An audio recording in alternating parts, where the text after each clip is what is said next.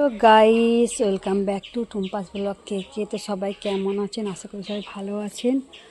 তো আমাদের এখানে বর্ষাকাল তো যাচ্ছে, আপনারা তো জানেই। আজ কমসে কম 4 মাস হতে যায় বর্ষাকাল যাচ্ছে। আর এই দেখুন, এই ফুল গাছটাতে দেখুন কতগুলো বাটারফ্লাই বসেছে। আপনারা ভালো করে লক্ষ্য করে দেখুন, 3টে কিন্তু বাটারফ্লাই আছে। এই দেখুন, একটা উঠছে, একটা কালো রঙের আছে, 2টো সাদা রঙের আছে। এই দেখুন, দেখছেন বাটারফ্লাইটা কি সুন্দর উঠছে। এরকম 3টে বাটারফ্লাই। তো প্রিয়া তো বাড়ি চলে গেছে, কারণ ওর বাড়িতে কিছু গেস্ট আসবে, সেই জন্য।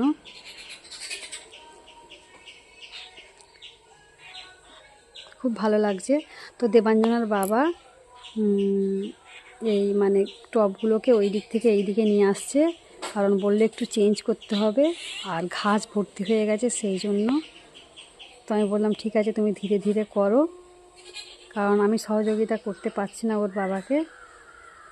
তো বাবাকে বললাম তুমি একা একাই করো। আর কি সুন্দর দেখুন, বাটারফ্লাইগুলো উঠছে আর বসছে, বসে মধু খাচ্ছে না কি খাচ্ছে আমি জানি না।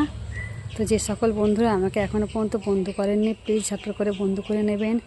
পাশে থাকা বেল বাটনটা অবশ্যই প্রেস করে দেবেন, যাতে নতুন নতুন ভিডিও যখনই আমি আপলোড করব তখনই আপনাদের কাছে পৌঁছে যাবে। আর কিছু গাছ মানে নিয়ে আসবো বর্ষাটা কেটে গেলে।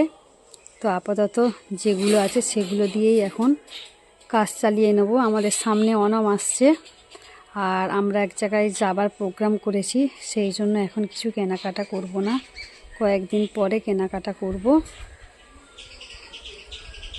তো এত ভালো লাগছে বাটারফ্লাইগুলো যে আমি ক্যামেরা সরাতেই পাচ্ছি না। এই দেখুন, হাওয়া আসছে, ওরা কিন্তু উড়ে পালাচ্ছেও না। দেখুন, হাওয়ার সাথে ওরা কিন্তু চেপে বসে আছে। দেখুন কত সুন্দর একটা দৃশ্য। কার কার ভালো লাগছে অবশ্যই জানাবেন। আমি যে ক্যামেরাটা সরিয়ে নেবো সেটাও আমি পাচ্ছি না। ভাবলাম এরকম দৃশ্য তো এর আগে আমি কখনোই দেখি নাই, হয়তো দেখেছি কিন্তু ক্যামেরা বন্দি করা হয় নাই। আর উপরের ফুলটা কিন্তু অনেক বড় হয়েছে, এই দেখুন। তো এই দিকটা ভালো করে সুন্দর করে পরিষ্কার পরিচ্ছন্ন করে নতুন করে আবার গাছ লাগাবো। আর এই যে ঝিঙে গাছগুলো করে রেখেছি, এইগুলো নামিয়ে দেবো। আর ঝিঙে হবে না, আর হলেও রাখবো না, কারণ ভাবছি যে ওগুলো রেখে কোনো লাভ নেই। আর আজকে আমি কি বানিয়েছি সেটাই আমি আপনাদেরকে শেয়ার করব। মালাইলাম একটা মানে মির্চি পাওয়া যায়, আমি জানি না অন্যান্য জায়গায় পাওয়া যায় কি না, তবে এখানে পাওয়া যায়। আমি প্রথমে ভাবতাম এগুলো কি খায়, তারপরে দেখলাম যে না, ওইগুলো মানে পকোড়া বানিয়ে খায়। তো সেই পকোড়াটা আমি বানিয়েছি, কেমন করে বানিয়েছি সেটাই আমি আপনাদেরকে শেয়ার করব। তো চলুন দেখে নিন কীরমভাবে বানিয়েছি। এই দেখুন বন্ধুরা, এইগুলো হচ্ছে মালাইলাম মির্চি। আমি জানি না এগুলো কোথায় কোথায় পাওয়া যায়, তবে এখানে আমি পাওয়া যায় এটাই জানি। এগুলোকে বড়া বানাই। তো এগুলোকে আমি লম্বা লম্বা করে ফালি করে নেব, নিয়ে তারপর কি করি আপনাদেরকে দেখাবো। আমি এর মধ্যে নিয়েছি কালো জিরে, শুধু জিরে, ময়দা, কর্নফ্লাওয়ার, বেসন, আর নিয়েছি হালকা করে একটু সুজি। নিয়েছি। এতে একটু চালের গুঁড়ো দিলে ভালো হতো, কিন্তু চালের গুঁড়ো এই মুহূর্তে কেনা নেই। এবার দেবো নুন পরিমাণ মতো আর হলুদ গুঁড়ো। আর এই দেখুন লঙ্কাগুলোকে এরম করে ফালি করে নিয়েছি ডান্ডা সমেত। আর এই দেখুন এটাকে ভালো করে সুন্দর করে পেস্ট করে নেব। আর একটু দেবো সোডা, সামান্য পরিমাণ সোডা দেবো। দিলে কি হবে, ব্যাটারটা ভালো হবে। দেখুন সামান্য পরিমাণ সোডা দিচ্ছি।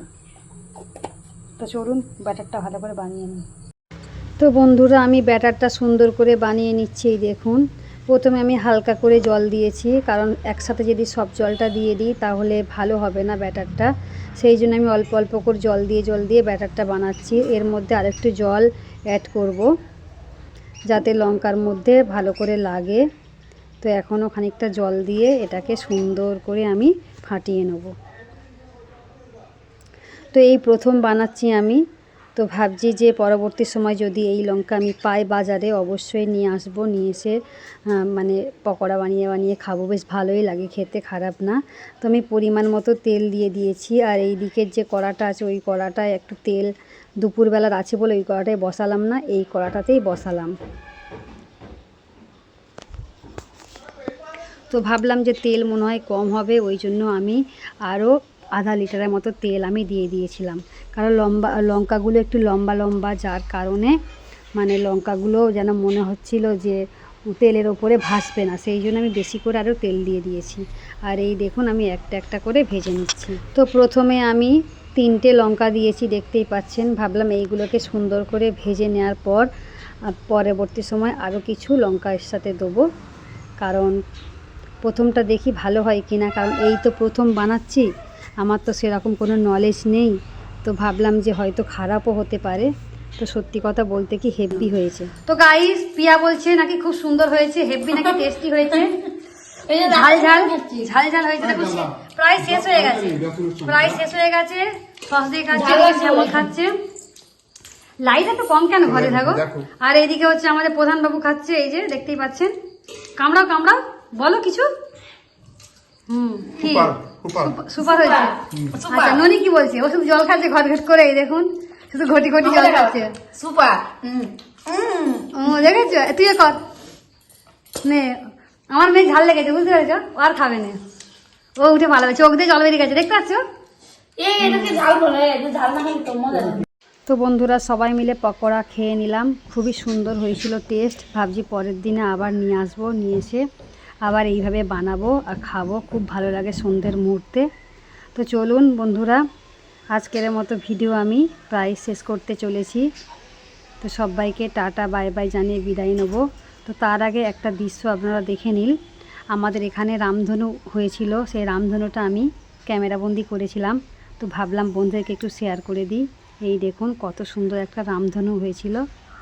দেবাঞ্জনার বাবা আমাদেরকে ফোন করলো, বলল দেখো আকাশের দিকে চেয়ে কি দেখা যাচ্ছে। তো আমরা তাড়াহুড়ো করে ছাদে উঠলাম, ছাদে উঠে আর এই ক্যামেরাবন্দি করে নিয়েছি। তো কত সুন্দর একটা দৃশ্য, তাই না? এই দৃশ্যটা কিন্তু সচরাচর দেখা যায় না, কিছু কিছু সময় দেখা যায়। কালারটা দেখুন কত সুন্দর লাগছে, একদম পুরো অরিজিনাল। কি সুন্দর রামধনু। তো চলুন বন্ধুরা, সবাইকে টাটা বাই বাই। সবাই ভালো থাকবেন, সুস্থ থাকবেন এই কামনা করি। আবার পরবর্তী ভিডিও নিয়ে চলে আসবো, ততক্ষণ আলবিদা।